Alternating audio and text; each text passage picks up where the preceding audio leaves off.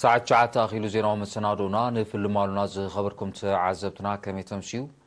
نلومي سنبت 26 11 صدالو زينو مسنادو نفيلم مالونا نمكتالكم بخبر زعد مساعدكم تسنحن ميكايل حدكو فالماك بكأنت وتاتو فيلم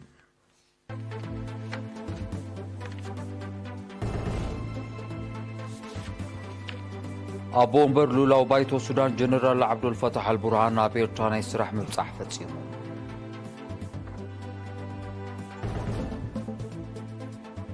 هاجراوي محبر أمراون معبالاون سنكلان يرتشا ربعي قوبايا بسمرا أكانيو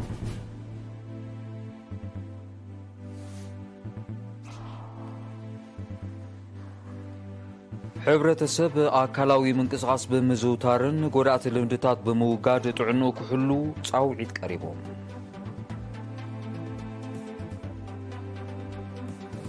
ኣብ ዜናታት ወፃኢ እስራኤልን ፍልስጥማዊ ምንቅስቓስ ሓማስን ሳልሳይ ግዜ ጅሆታትን እሱራትን ተለዋዊጦም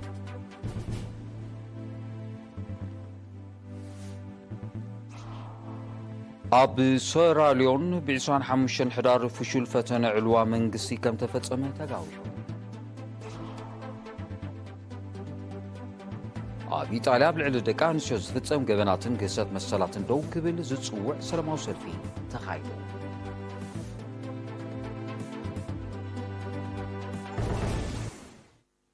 ዝርዝር ዜና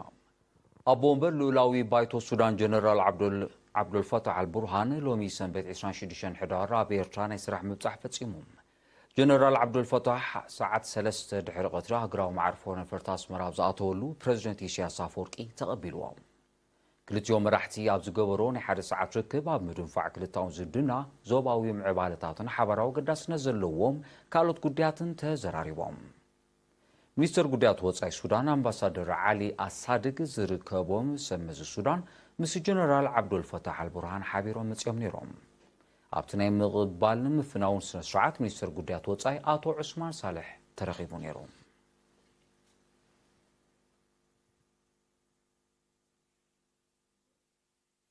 ናብ ካል ዜና ንሰገርም هاجراو محبر أمراون معبالاون سنكلان إيرترا فقرن وفرن مسا أمراون معبالاون سنكلنا نزلوا بتحت زبلتيما تماي عسان حمشن حدار رابعي قوبايا بس مراكانيهم أبتي لعلوت سمز من قسن جنبار استرغبلو أقات أميا منسرعيون محبراو دحنتن وانا دايركتور كفلي محبراوي دحنتاتو محرتا في الصحيح هاجراو محبر أمراون معبالاون سنكلان إيرترا أبني عصوتو سلسة عمتات عدميو مستفلاليو نايسرح مشارختي بمتحبار أبو مودا بالمصفاحن محبر كمون أقول سلطنان تمرتنا تبابع نتفتات كمزة سلاسل بمتقاس نزكايدو نتفتاتن زغسموم تمكروتاتن بقبو جمجيمو نمتصاي كمن تربايتا كتقملو أزخاخيروم أبومبر محبر لتنال كولونيل برهان بخرتين دما قداي أمراون معبالاون سنكلنا علم دحراسة جنزوتو يغنبر نزمنات زسرته قوي أمامتا من صاب حدا ويكلته ولدو زفتسم كم زي كونه بمتقاس ناي بحر لوطن ممصا ولدي تبعنا كنقالس منبر كنشقرر يبلنا نيلو غوباي نياتات بوغنو محبر صعرتات وارابيحو اب ملوواط هيوتن ممحياش مصان ابالاتون زكاير زلو نكبدت نايتي سنكلنا بمزاتو صعري متحبار حبرتسبنا اكلات منغسن كيف ليو تمحصينهم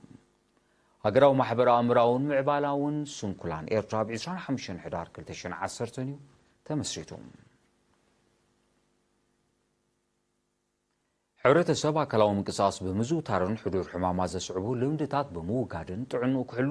ብምኽንያት ስመብዕ 25 ዓመት ምምስራት ሃገራዊ ማሕበር ሕሙማት ሽኮርያ ሎሚ 26 ሕዳር ኣብ ኣስመራ ኣብ ዝተኻየደ ሓበራዊ ናይ ምንቅስቓስ ኣካላት መደብ ፃውዒት ቀሪቦም እዚ ስሩዕ ኣካላዊ ምንቅስቓስ ገንዘብ ዘይክፈሎ መድሃኒት እዩ ብዝብል ቴማ ብምትሕብባር ምስ ኮሚሽን ባህልን ስፖርትን ኣብ ቀንዲ ጎደናታት ኣስመራ ዝተኻየደ ሓበራዊ ጉያ ንቕሓት ሕብረተሰብ ኣብ ሕማም ሽኮርያ ንምብራህ زعلمه أبومبر هاجراو محبر شكوريا دكتور غويتو مبراتو أبز اسمعو مدرة محبر أفلطون قحاتن حبرة سب عم كل خالن مقوط صارن حمام شكوريا كبن مبالز تمسرته مخانون أب كلن زواتات أبيت الصحفة كيفيتو كمزنة تفهم بمبرا شيكاتر نتعنا وربحاتات سروع من قصاص أكلات جنزيبهم بجبو كزوتروا أزخاخرهم أبتي حبراو قويا أبالات هاجراوي محبر حومات شكوريا وكلت هاجراوي محبراتن وكلتي فدريشنال سبورتن ኣባላት ማሕበር ታክሲ ዞባ ማእከል ከምኡውን ብርክት ዝበሉ ተምሃሮን መምሃራንን ተሳቲፎም ነይሮም ሃገራዊ ማሕበር ሕሙማት ሽኮርያ ኣብ 1998 ኣብ ትሕቲ ጽላል ሚኒስትሪ ጥዕና ዝተመስረተ እዩ 14 ሕዳር ዓለማዊ መዓልቲ ሕማም ሽኮርያ ምሕያል ዓለም ለኻዊ ጥዕና ብዝብል ቴማ ሎሚ ዓመት ብደረጃ ሃገር መበል 24 ግዜ ተዘኪራ ጨንፈር ጥዕና ዞባ ደቡብ ብምኽንያት ሃገራዊ ቅነ መድሃኒታት ጸረ ባክተርያ ንቕሓትን ኣፍልጦ ንምብራኽ ዝዓለመ ጎስጓስ ብ22 ሕዳር ኣብ ዞባ መንደፈራ ንዝነጥፉ ስራሕተኛታት መንግስቲ ካይዶም ካብ ኣገልግሎት መድሃኒት ዞባ ደቡብ ኣቶ ጸጋይ ዓንደብርሃን ንጥቕምታት ጸረ ርኽሲ መድሃኒት ትርጉም ምዕባል ተጻዋርነት ተሃዋስያን ጸረ ርኽሲ ዓለማዊ ኩነታት ጉዳይ ተጻዋርነት ጸረ ርኽሲ ሳዕቤንን ምዕባል ተጻዋርነትን መጻኢ ዓመታቱን ከምኡውን ክግበሩ ዘለዎም ንጥፈታትን ጥንቃቐታትን ኣብ ዝብሉ ኣርእስታት ሰፊሕ መብርሂ ሂቡ ኣብ 2050 ብሰንኪ ተጻዋርነት ዘማዕበሉ ተሃዋስያን ክስዕብ ዝኽእል ሞት ልዕልቲ ናይ ካልኦት ቀተልቲ ሕማማት ምዃኑ ውድብ ጥዕና ዓለም ከም ዘጠንቅቕ ዝገለጸ ኣቶ ጸጋይ ኣብ ሃገርና ብሚኒስትርታት ጥዕና ሕርሻ ሃብቲ ባሕሪ ከምኡውን መሬትን ማይን ኣከባብን ዝማዕበለን ዝጸደቐን ውጥን ካብ 2021 ክሳብ 2025 ይስራሓሉ ከም ዘሎ ኣብሪሁ ተሳተፍቲ ብወገኖም ካብ ወጻኢ ዝመጹ መድሃኒታት ንበዓል ሞያ ከይተወከስካ ከይውሰዱ ኣብ ጎደና ዝሽየጡ መድሃኒታት ዘራእትን እንስሳታትን ቆላሕታ ክግበረሎም ሞያውያን ጥዕና ብጠቓቕማ መድሃኒት ኣብ ከባቢኦም ንዝነብር ህዝቢ ኣብነት ክኾኑ ካብ ጥቕሚ ወጻኢ ዝኾነ መድሃኒት ዝውገነሉ መንገድታት ንህዝቢ ክሕበር ከምኡውን ተመሳሳሊ ሰሚናራት ናብ ህዝቢ ክወርድ ዝብል ለቦታት ኣቕሪቦም ኣብ መዛዘሚ ሓላፊ ጨንፈር ጥዕና ዞባ ደቡብ ዶክተር ኣማኑኤል ምሕረትኣብ ኣብ ዓለም ካብ ዝፈሪ ጸረ ርኽሲ መድሃኒት እቲ 30 ኣብ ደቂ ሰብ እቲ 70 ድማ ኣብ እንስሳታት ከም ዝውዕል ጠንቂ ምዕባል ተጻዋርነት ናይዚ መድሃኒታት ድማ ልዕሊ ዓቕል ምዝውታርን ብዘይ ኣገባብ ምጥቃምን ከም ዝኾነ ገሊጹ ኣህጉራዊ ቅነ መድሃኒታት ጸረ ባክተርያ ምዕባል ተጻዋርነት ጸረ ነፍሳት ምክልኻል ሓቢርና ንስራሕ ብዝብል ቴማ ካብ 18 ክሳብ 24 ሕዳር ተዘኪሩ ብኣጋጣሚ ሃገራዊ ፌስቲቫል 2023 ብውሃድ ሚኒስትሪ ዜናን ሚኒስትሪ ምክልኻልን ዝተዳልወን ኣብ ኤክስፖ ዘቐረበን ስእላዊ ምርኢት ካብ 24 ክሳብ 26 ሕዳር ኣብ ከተማ ከረን ቀሪቡ እቲ ንመኸተን ጅግንነትን ህዝቢ ኤርትራ ኣብ ዝተፈላለየ መድረኻት ዝገልጽ ስእላዊ ምርኢት ታሪኽ ኣብ ምስጋር እጃም ስለ ዘለዎ ዝያዳ ክተባባዕ ከም ዝግባእ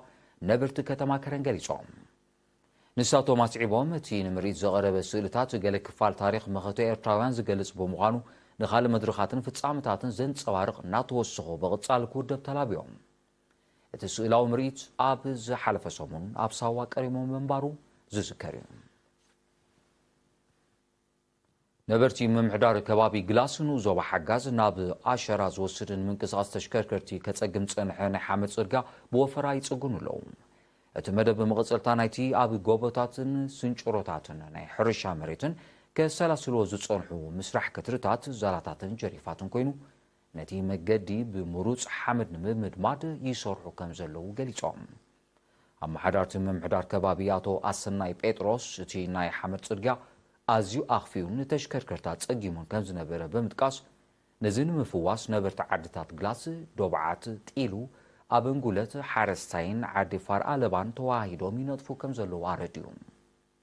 ወደብቲ ናይቲ ስራሕ ብወገኖም ተሳትፎ ህዝቢ ብሓፈሻ ናይ ደቂ ኣንስትዮ ድማ ብፍላይ ልዑልን ዝነኣድን ምዃኑ ሓቢሮም ምምሕዳር ከባቢ ግላስ ሓንቲ ካብ 14 ምምሕዳራት ከባቢ ንዞባ ሓጋዝ ኮይና ኣብ 6 ዓድታትን 575 ስድራ ቤታትን ዝተጠርነፈ 2860 ህዝቢ ይነብራ እዚ ከምዚ ንኩሉ ኣብ ንዞባ ዓዲ ቀይሕ ምምሕዳር ከባቢ ዓቢ ግራት ወፍራታት ምዕቃብ ማይን ሓመድን ይሰላሰል ኣሎ እዚ ካብ ወርሒ ነሓሰ ዝጀመረ መደብ ኣብ ሰሙን 5 መዓልቲ ብምፍዋር ብጽቡቕ ይሰላሰል ከም ዘሎ ካብ ቤት ጽሕፈት ሕርሻ ንዞባ ዓዲ ቀይሕ መንእሰይ ረድኤት ተስፋይ ገሊጾም ኣመሓዳሪ ምምሕዳር ከባቢ ዓቢ ግራት ኣቶ ኣደም ዓብዱ ብወገኑ እቲ ወፍራ ካብ ሓዋፅ ናብ ዓድታት ከበሳ ዝኣቱ ናይ ሓመድ ጽርግያ ምጽጋን እውን ከም ዘጠቓልልን ብውህደት ይሰርሑ ከም ዘለዉ ናብሪሁም ቀፂሉ ዝቐርብ ሃገራዊ ዜናታት እዩ ክኸውን ዝኸበርኩም ተዓዘብቲ ንምክትታልኩም ክትቀጽሉ ለጊበ ብኽብሪ ዕድም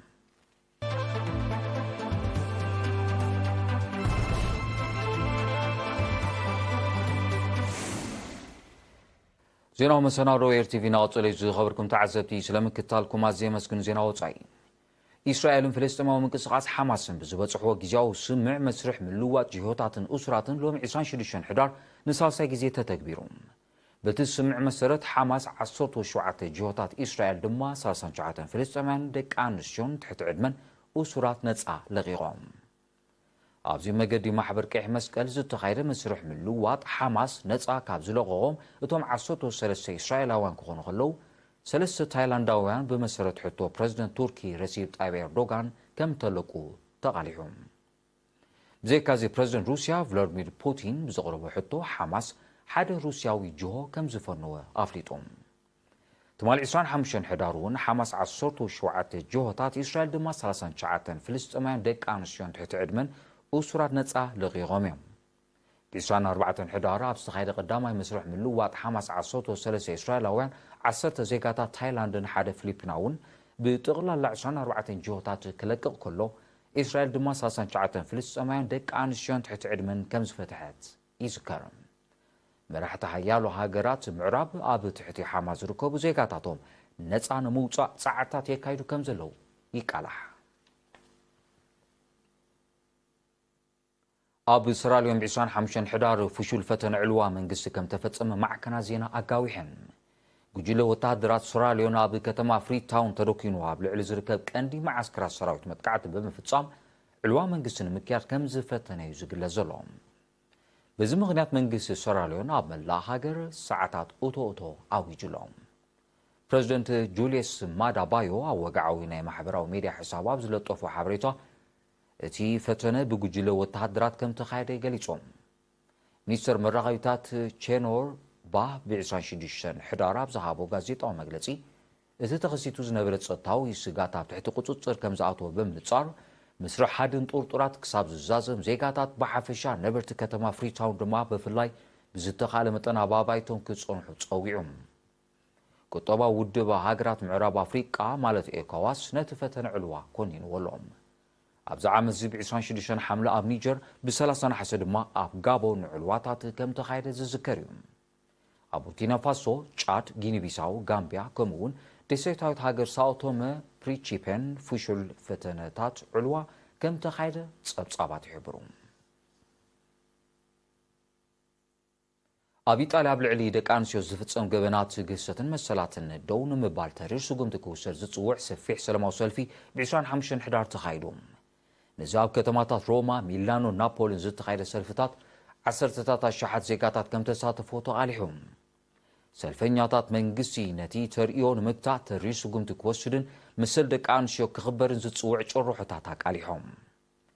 ኣብዚ ገና ዘይተዛዘመ ዓመት 106 ደቂ ኣንስትዮ ክቕተላ ከለዋ ልዕሊ ፍርቂ ካብአን ብምጻምተን ብዝተፈጸመ ገበን ህይወተን ከም ዝሰኣና ጸብጻባት ሚኒስትሪ ውሽጣዊ ጉዳያት ኢጣልያ የነጽርም ናይ ፈለማ ጓል ኣንስተይቲ ቀዳሚት ሚኒስትር ኢጣልያ ጆርጂያ ሜሎኒ ኣብ ልዕሊ ደቂ ኣንስትዮ ዝፍጸም ገበናትን ግሰት መሰላትን ደው ንምባል ካብ መባእታ ደረጃ ዝጅምር ትምህርታዊ ወፍሪ ከም ተበግስ እኳ እንተተመባፅዕት ዛጊዳ ባይታ ከተተግብሮ ከም ዘይከኣለት እዩ ዝሕበር ኣብ ዝሓለፈ 2 ዓመታት ኣብ ልዕሊ ደቂ ኣንስትዮ ዝፍጸም ገበናት ቅትለት ኣብ ሓያሎ ሃገራት ኤውሮጳዊ ሕብረት ከም ዝወሰኸ ጸብጻባት የነጽሩ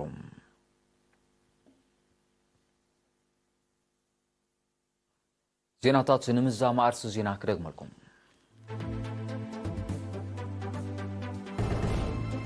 ኣብ ወንበር ልኡላዊ ባይቶ ሱዳን ጀነራል ዓብዱልፈታሕ አልቡርሃን ኣብ ኤርትራ ናይ ስራሕ ምብጻሕ ፈጺሙ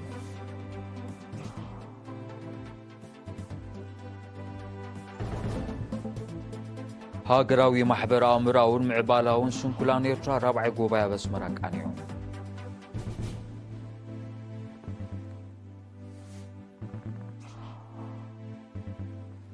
ሕብረተሰብ ኣካላዊ ምንቅስቓስ ብምዝውታርን ጎዳእቲ ልምድታት ብምውጋድን ጥዕንኡ ክህሉ ጻውዒት ቀሪቡ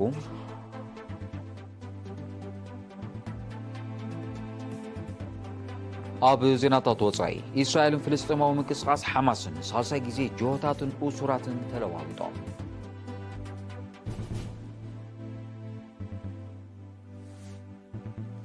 ኣብ ሴራሊዮን ብ25 ሕዳር ፍሹል ፈተነ ዕልዋ መንግስቲ ከም ተፈጸመ ተጋዊሑ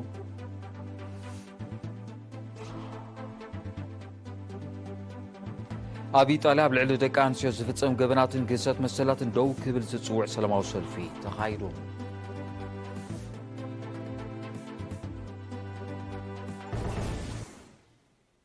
ዝኸበርኩም ተዓዘብትን ንሎም ምሽት ተዳሎ ዜናዊ መሰናዶ ኣብዚ ይፍጸም ስለምክታልኩም ኣዝየ መስግን ስዒባት ተቕሪ መረብ ውድድር ታሪኻዊ ፍልጠት ቡያ ክትከውን ስለምክታልኩም ደጊማ ኣዝየ መስግን ሰላም